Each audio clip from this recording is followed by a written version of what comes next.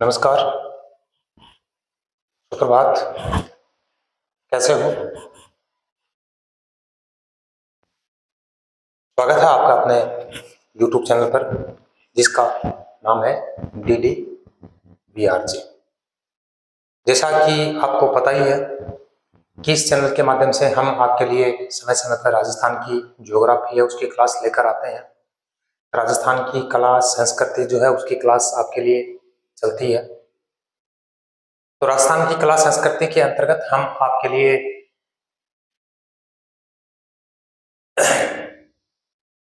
पहले राजस्थान के संत हैं, उनकी चर्चा हमने आपके साथ की थी। अभी जो चल रहा है वो है राजस्थान के लोक देवता। तो राजस्थान के लोक देवता के अंतर्गत अगली जो कड़ी है उसके अंतर्गत हम चर्चा आपके साथ आज करने के लिए आए हैं। उनका नाम है देव बाबा। इनका दूसरा नाम है देव रहा बाबा। मतलब देव रहा का मतलब है कि ये देव रहे थे। अब देखो, इनका जो जन्म वगैरह है उनकी चर्चा यदि आप पढ़ते हो तो आपको मिलेगा कि उत्तर प्रदेश से संबंधित थे, पर इनका कनेक्शन राजस्थान से भी है। राजस्थान के भरतपुर जिले में नंगला जहाज जो है वहां पर इनका एक भव्य मंदिर है, और जहां पर वर्ष में 2 बार भाद्रपद शुक्ल पंचमी और चैत्र शुक्ल पंचमी को विशाल मेला भरता है। ये ग्वालों के देवता माने जाते हैं। ग्वालों के देवता इसलिए माने जाते हैं क्योंकि पशु वगैरह जो थे उनके प्रति या उनको चराने वाले जो व्यक्ति हैं उनके प्रति इनकी विशेष श्रद्धा थी। और मतलब पशु जो हैं उनकी बीमारी से संबंधित ये इलाज भी करते थे। तो कहने का मतलब यह कि चिकित्सा संबंधी जानकारी इनके पास थी, इसलिए इनको एक चिकित्सक के रूप में भी जाना जाता है। और ये उन जानवरों का कह सकते हो, पशुओं का कह सकते हो, मतलब पालन पोषण करते थे। क्योंकि बीमार थे तो उनका पालन पोषण, उनको ठीक करने का काम करते थे। तो इनको ग्वाले और गुर्जर जो हैं उनके पालनहार देवता के रूप में भी जाना जाता है। ये श्री राम और कृष्ण को मानने वाले थे, और जब भक्तों पर कोई कष्ट आता था, इनके भक्त जो थे इन पर जो कष्ट आता था तो कष्ट निवारण के लिए ये श्री कृष्ण का एक मंत्र उनको देते थे कि इस मंत्र का आप क्या करें, जाप करें। इनकी एक बहन थी। एक बहन का मतलब है कि जिसका जिक्र इनके साथ अमूमन आता रहता है। उनका नाम था एलारी या एलादी भी उनको कहा जाता है। लोक मान्यता यह है कि इनकी मृत्यु हो गई थी। मृत्यु होने के बाद इन्होंने अपनी बहन जो है उसके बाद भरा था। इनको खुश करने के लिए आपको यदि इस लोक देवता को या इनको खुश करना है तो आपको क्या करना पड़ेगा कि जो ग्वाले हैं उनको भोजन करवाना पड़ेगा। ग्वालों को भोजन कर साथ ग्वालों को भोजन करवाना होता है। तो ये क्या होते हैं, खुश हो जाते हैं, और आपके जो पशु बीमार वगैरह होते हैं वो ठीक हो जाते हैं। इस प्रकार से इनकी तो जीवनी के बारे में हम चर्चा करते हैं। तो हमें चर्चा वो करनी है क्योंकि हम पढ़ते हैं राजस्थान से संबंधित। तो राजस्थान से संबंधित उनकी मुख्य जो विशेषताएं हैं, हो सकता है ये विशेषताएं आपको किसी गाइड में मिले पर कम मिले। ठीक है, तो चलते हैं आज के अपने इस टॉपिक की तरफ, राजस्थान के लोक देवता जिसकी हम चर्चा कर रहे हैं। और इनमें अपना आज का जो लोक देवता है वो है देव बाबा। क्या नाम है भाई? देव बाबा। ठीक है, अब देखिए सबसे पहले चर्चा करते हैं कि इनका राजस्थान में मुख्य मंदिर कहाँ है। तो नंगला जहाज एक स्थान का नाम है, नंगला जहाज है, और ये कहाँ पड़ता है? भरतपुर में। तो इनका मुख्य जो स्थान है, मुख्य जो मंदिर है वो कहाँ है? नंगला जहाज भरतपुर में। ठीक है, यहां पर मेले लगते हैं भाई, साल में 2 बार लगते हैं। यहाँ पर मेले लगते हैं और साल में कितनी बार लगते हैं? 2 बार। एक तो भादवे की शुक्ल पक्ष है पंचमी, मतलब भाद्रपद शुक्ल पंचमी को, एक चैत्र शुक्ल पंचमी को। एक क्या होता है? चैत्र शुक्ल पंचमी को। भरतपुर में नंगला जहाज में 2 बार मेड़ो लगा भाई जी, और कद लगा है भादवे की शुक्ल पंचमी ने, और चैत्र महीनों जो है की शुक्ल पंचमी ने मेड़ो लगा। ठीक है। इनका वाहन जो था, इनका वाहन था भैंसा। क्या था? भैंसा। आप पाडो भी बोला, पाडा, पाडो पाडो बोला, पाडो। तो भैंसा और पाडा यानी जब क्या था, इनका वाहन था।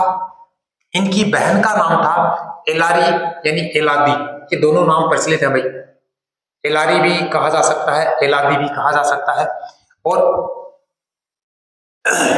इनके बारे में विशेष बात है, इसलिए इनका नाम लिखना पड़ रहा है। तो बहन का नाम क्या हुआ? एलारी यानी एलादी। ठीक है। उपनाम क्या है इनके? तो उपनाम की यदि चर्चा करना चाहे तो ग्वालों के देवता, ग्वालों के देवता के रूप में है। और ग्वाले और गुर्जर जो है उनके पालनहार देवता के रूप में इनको जाना जाता है। ग्वालों के देवता के रूप में इनको जाना जाता है, पहचाना जाता है, पूजा जाता है। और ग्वालों और गुर्जरों के पालनहार देवता के रूप में भी इनको पूजा जाता है। ये श्री राम व श्री कृष्ण के क्या थे? भक्त थे। कहने का मतलब है इन दोनों को ये मानने वाले थे। और जब किसी भक्त पर कोई कष्ट आता था, किसी भक्त पर यदि कोई कष्ट आता था तो ये क्या करते थे? उस भक्त को कृष्ण मंत्र देते थे। किसी भक्त पर यदि कोई कष्ट आया तो उसको क्या करते थे? वो एक श्री कृष्ण का मंत्र देते थे। मैंने यहां लिखा है, हो सकता है आपको दिखाई दे नहीं दे, मैंने आगे भी लिखा है। फिर ये ओम कृष्णाय वासुदेवाय हरिये परमात्मने प्रणतः क्लेशः नाशाय गोविंदाय नमो नमः। ये मंत्र वो उनको देते थे और ये मंत्र का उच्चारण करने से उनके जो कष्ट है वो क्या होते थे? दूर होते थे। कष्ट क्या होते थे? दूर। ठीक है। बाबा का कहना क्या था? बाबा का कहना यह था कि यदि आप अपने आप को, अपने मन को यदि पवित्र और शुद्ध नहीं कर पाएंगे या नहीं करते हैं तो आपको ईश्वर की प्राप्ति या ईश्वर की कृपा जो है वो मिलने वाली नहीं। इसलिए आपको क्या होना है? पवित्र होना है, अपने मन को पवित्र करना है, अपने मन को शुद्ध करना है, ईमानदारी रखनी है, सात्विक रहना है, सरसता रखनी है। और यदि ये चीजें आपके अंदर नहीं है तो आपके ऊपर ईश्वर की कृपा नहीं होने वाली है। यानी मतलब यह है कि आपको अपने आप को मतलब पवित्र और क्या करना है? शुद्ध करना है। तो पवित्र और शुद्ध करने का हमें क्या करना है? संकल्प लेना है। और यदि आपने संकल्प ले लिया और संकल्प लेने के साथ साथ आप इस क्रिया को करते हैं, मतलब पवित्र और शुद्ध रहते हैं, तो आपको ईश्वर की प्राप्ति होती है। कह सकते हो ईश्वर की कृपा जो है आपको मिलने वाली है। देखो, बाबा कहते थे जीवन को पवित्र बनाए बिना, मतलब जीवन को यदि आप पवित्र नहीं बनाते हो तो आप पर ईश्वर की कृपा नहीं होनी है। और जीवन को पवित्र बनाने के लिए आपको क्या करना पड़ेगा? अपने अंदर ईमानदारी का भाव पैदा करना पड़ेगा, अपने अंदर सात्विकता का भाव पैदा करना पड़ेगा। मतलब सात्विक सत्य बोलने की बात है, ईमानदारी बरतो, सत्य बोलो, सरसता मतलब सबके साथ मीठे बोलो, सरसता मीठी वाणी बोलना है सबके साथ। और यदि ये आपके अंदर नहीं है तो आपको ईश्वर की कृपा प्राप्त नहीं होगी। यदि आपके अंदर ईमानदारी नहीं है, आपके अंदर सत्य वचन नहीं है, आपके अंदर मीठे बोलने की कला नहीं है, मीठे बोलने वाली प्रक्रिया आपके अंदर नहीं है, कहने का मतलब यदि आपका जीवन पवित्र नहीं है तो आपके ऊपर ईश्वर की कृपा नहीं होने वाली है। ठीक है। अगला है, ये पशु चिकित्सक थे, मतलब पशु चिकित्सा का ज्ञान थे। क्योंकि ग्वालों के पालनहार देवता का मतलब ये होता है कि जब पशु बीमार हो जाता है तो उसका इलाज वगैरह करने का ज्ञान इनके पास था।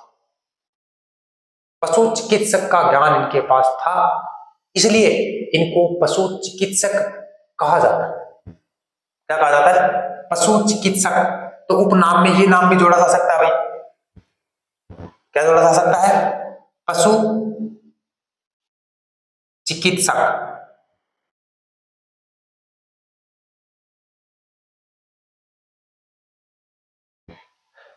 तो इनको पशु चिकित्सा का क्या था?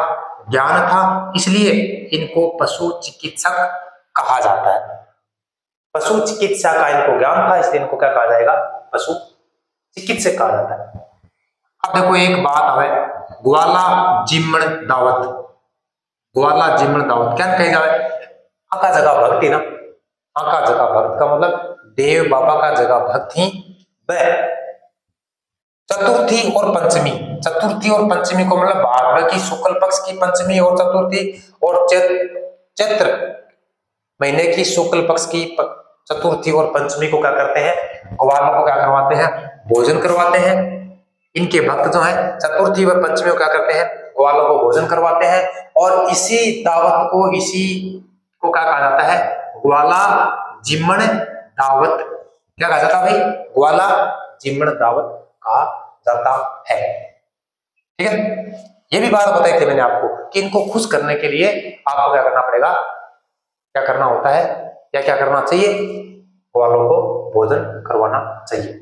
लोक मान्यता ये है भाई, लोक मान्यता ये है कि इनकी मौत हो गई थी और मौत होने के बाद इनकी जो बहन है जिनका नाम है एलादी है या एलारी है, उसका मायरा भरा था। क्या भरा था, मायरा मतलब भात, अपनी बहन का भात भरा है मरने के बाद। तो भैया तो कोई ईश्वरीय देवी शक्ति कर सकती है, ऐसा तो कोई नहीं हो सकता ना कि मरने के बाद भात भर दे, है ना। आवरण भरना कौन सा है, जीवता जीवता ही। तो मृत्यु के बाद इन्होंने क्या किया था, अपनी बहन का भात भरा था, यानी मायरा जो है वो भरा था। ठीक है, इनका जो स्थान होता है, इनका जो स्थान होता है वो नीम के पेड़ के नीचे होता है। कहाँ होता है, नीम के पेड़ के नीचे होता है।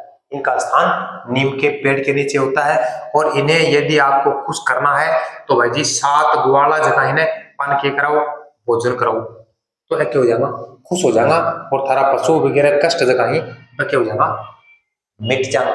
मतलब पशु की बीमारी वगैरह कोई समस्या आई है तो क्या हो जाएगी, मिट जाएगी, है ना। और दोबारा पढ़ लियो आपने, मंत्र है कृष्ण को, कृष्ण भगवान को मंत्र है, कष्ट आता आगे भक्ता पर जो क्या करता है वो मंत्र बंध देता। ओम कृष्णाय वासुदेवाय हरिये परमात्मने प्रणतः क्लेश नाशाय गोविंदाय नमो नमः। तो ये मंत्र जो था, ये मंत्र अपने भक्तों को देते थे जिन भक्तों में क्या था, कष्ट था। ठीक है, तो भाई ये चर्चा जो है ये देव बाबा की हमने आपके साथ की है। इस चर्चा में आपको कौन कौन सी बातें हैं पूरा वीडियो देखने के बाद याद रही है, समझ में आई है, उनको कमेंट में लिखें और कमेंट में बताएं।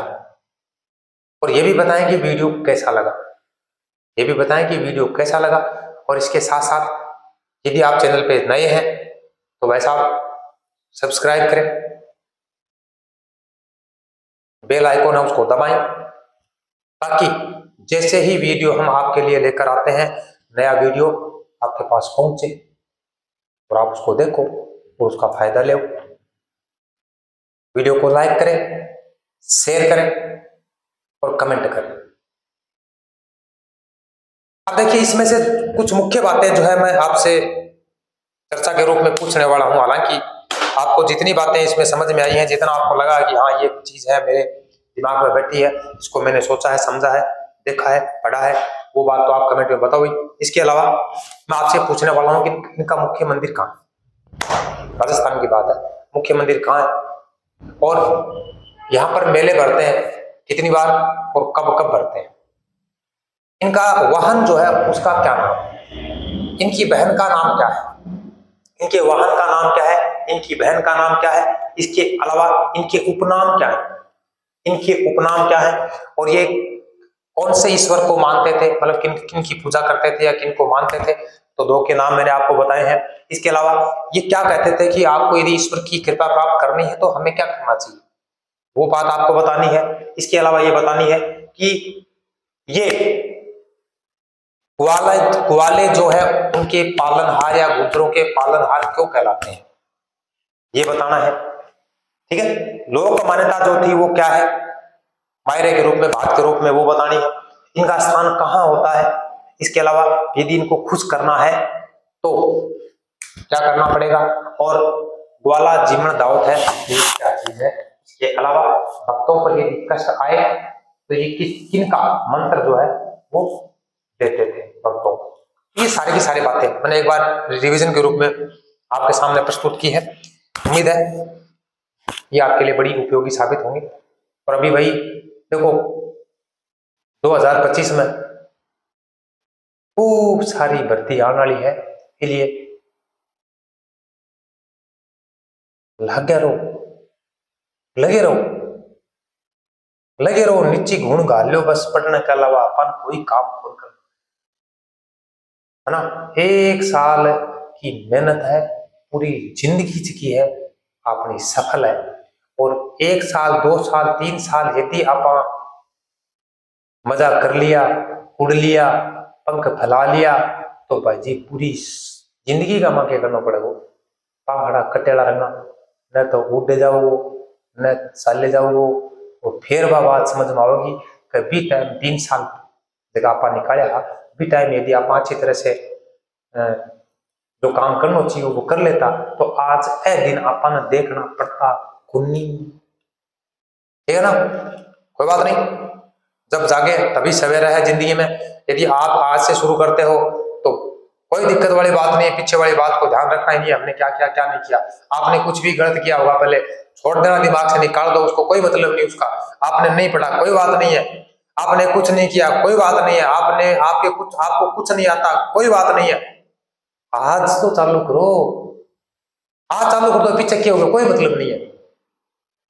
क्योंकि जिंदगी की गाड़ी के अंदर जब जाग जाते हैं ना तभी सवेरा माना जाता है, जब जागे तभी सवेरा है, ठीक है। तो मिलते हैं अगले वीडियो में, तब तक खुश रहे, मस्त रहे और एकदम स्वस्थ रहे। प्रणाम।